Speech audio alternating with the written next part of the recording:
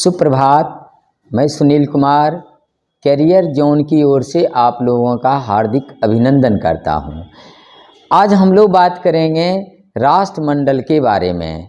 राष्ट्रमंडल क्या है, इसकी स्थापना करने के लिए कब कब सम्मेलन का आयोजित किया जाने लगा और किस घोषणा पत्र के द्वारा इसकी स्थापना हुई, इसकी विधिवत स्थापना जब हुई थी तो उसका क्या नाम रखा गया और बाद में राष्ट्रमंडल नाम कब पड़ा, इसके प्रधान कौन होते हैं, इन सारे विभिन्न बातों पर हम लोग आज चर्चा करेंगे। सबसे पहले जानें कि राष्ट्रमंडल क्या है। राष्ट्रमंडल जो कभी ब्रिटेन का गुलाम देश था और उनसे आज़ाद होने वाले देशों का एक समूह है, यानी ब्रिटिश उपनिवेश के देशों का एक संगठन है जो आपसी भाईचारा और आपसी हित को रक्षा करने के लिए इस संगठन की नींव पड़ा।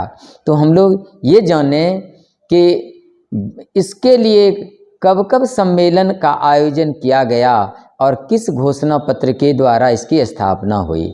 सबसे पहले आपसी सामंजस्य बनाने के लिए 1887 ईस्वी में एक सम्मेलन का आयोजन किया गया था, जिसमें मुख्यतः 3 देश 1887 में 3 देश आयरलैंड, न्यूजीलैंड और ऑस्ट्रेलिया भाग लिया था और सकारात्मक पहल हुई, जिसका परिणाम था कि 1911 ईस्वी में इम्पीरियल ब्रिटिश साम्राज्य के द्वारा इम्पीरियल कॉन्फ्रेंस की स्थापना की गई, जो राष्ट्रमंडल की स्थापना करने के लिए एक बहुत बड़ा अगला कदम था। ठीक, फिर उस समय ब्रिटेन के प्रधानमंत्री आर्थर बुलफोर्ड थे। ठीक है, आर्थर बुलफोर्ड थे और उन्हीं के घोषणा पत्र के द्वारा विधिवत राष्ट्रमंडल की स्थापना 19 नवंबर 1926 को कर दिया गया। जब आपसे पूछा जाएगा किस घोषणा पत्र के द्वारा राष्ट्रमंडल की स्थापना किया गया, तो वह था बुलफोर घोषणा पत्र। दरअसल पूरा नाम था उनका आर्थर बुलफोर, जो ब्रिटेन के प्रधानमंत्री थे।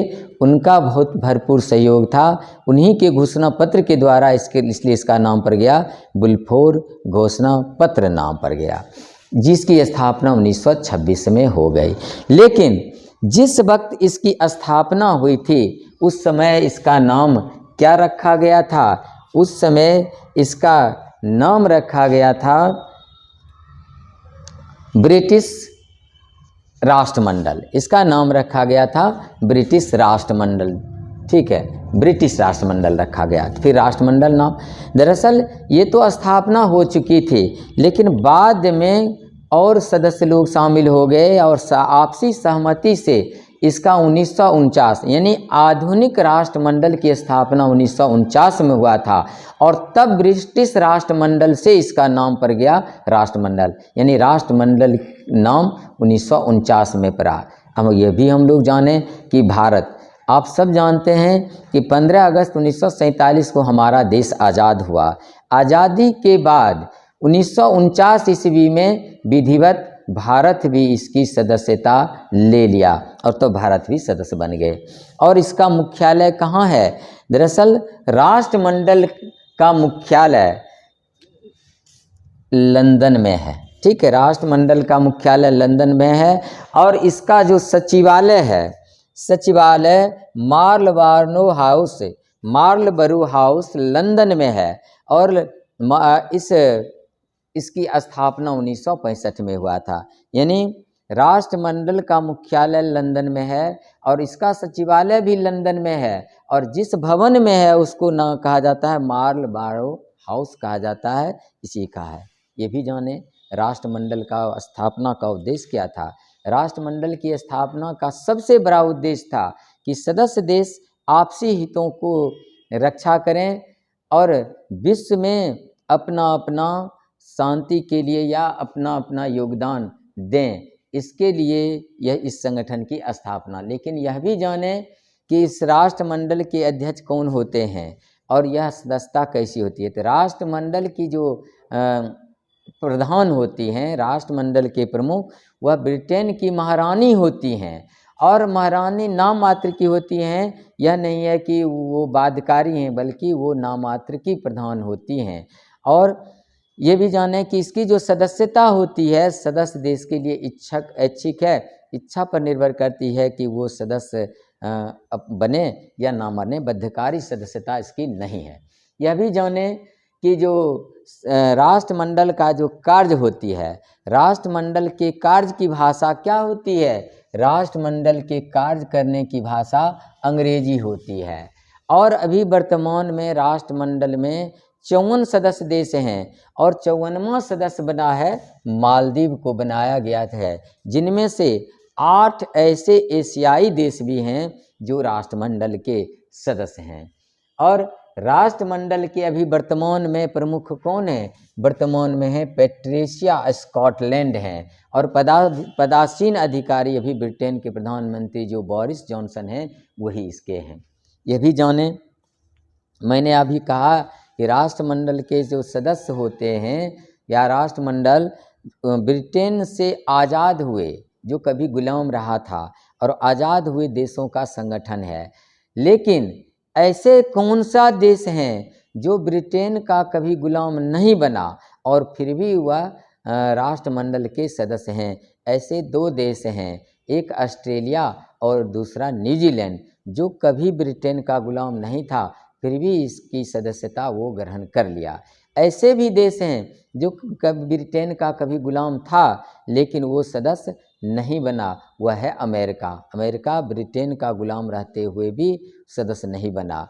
अब हम लोग जानेंगे कि इसका बैठक कितने दिनों पर होती है, इनके महासचिव कौन बने थे, प्रथम कौन बने थे, वर्तमान कौन हैं, पहली बैठक कब हुई थी और वर्तमान में बैठक कहाँ होने वाली है, इस पर चर्चा करेंगे। राष्ट्रमंडल की बैठक प्रत्येक 2 वर्ष पर होते हैं और इसका सबसे पहला बैठक कहाँ हुई थी? प्रथम शिखर सम्मेलन 1971 में सिंगापुर में हुआ था और दूसरा सम्मेलन 1973 में कनाडा में हुआ था। हम भारत के लोग हैं, भारत में भी जाने कि राष्ट्रमंडल का सम्मेलन कब हुआ था। राष्ट्रमंडल का सम्मेलन भारत में 7वां सम्मेलन था जो 1983 में नई दिल्ली में हुआ था और 25वां सम्मेलन का आयोजन लंदन में किया गया था। जब लंदन में 2018 में सम्मेलन हुए थे तो भारत की ओर से प्रधानमंत्री नरेंद्र मोदी ने इसके में भाग लिया था और इसका मूल विषय रखा गया साझो भविष्य के लिए, यही मूल विषय रखा गया था। दूसरी बातें, 26वां सम्मेलन 2020 में रवांडा में आयोजित किया और आप सब जानते हैं कि दुनिया में वह वर्ष जो था वह कोरोना वायरस के प्रकोप का वर्ष था जो नहीं हो पाया। लेकिन 27वां सम्मेलन 2022 में समोआ में आयोजित करने का निर्णय लिया गया है जो आगामी इसी वर्ष में होने वाली है। दूसरी बात कि राष्ट्रमंडल के प्रथम महासचिव कौन बने और राष्ट्रमंडल के भारत के सचिव कौन बने और वर्तमान में कौन हैं।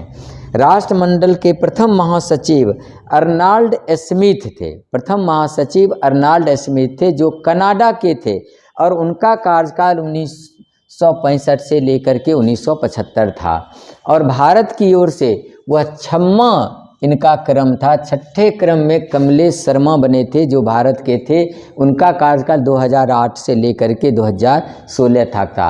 अभी वर्तमान में क्रम में 7वां है और 7वां महासचिव पैट्रिशिया स्कॉटलैंड है जो यूनाइटेड किंगडम के रहने वाले हैं। इनका कार्यकाल 2016 से प्रारंभ हुआ जो अब तक हैं।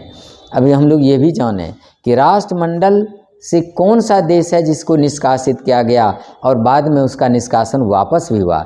सबसे पहला अगर कोई देश है तो वह है नाइजीरिया। राष्ट्रमंडल से निष्कासित होने वाला पहला देश है नाइजीरिया, दूसरा है पाकिस्तान और तीसरा है फिजी और चौथा है जिम्बाब्वे। इनमें से ये पाकिस्तान और फिजी एक ऐसा देश है जिसको 2 बार निष्कासित किया गया और फिर से उसको वापस ले लिया गया। लेकिन जिम्बाब्वे एक ऐसा देश है जिसको सदा के लिए 2003 में जिम्बाब्वे को 2003 में सदा के लिए निष्कासित कर दिया गया। दोस्तों, आज का विषय था राष्ट्रमंडल के बारे में। फिर हम लोग एक नए विषय के साथ दूसरे क्लास में उपस्थित होंगे। तब तक के लिए आप लोगों को बहुत बहुत धन्यवाद।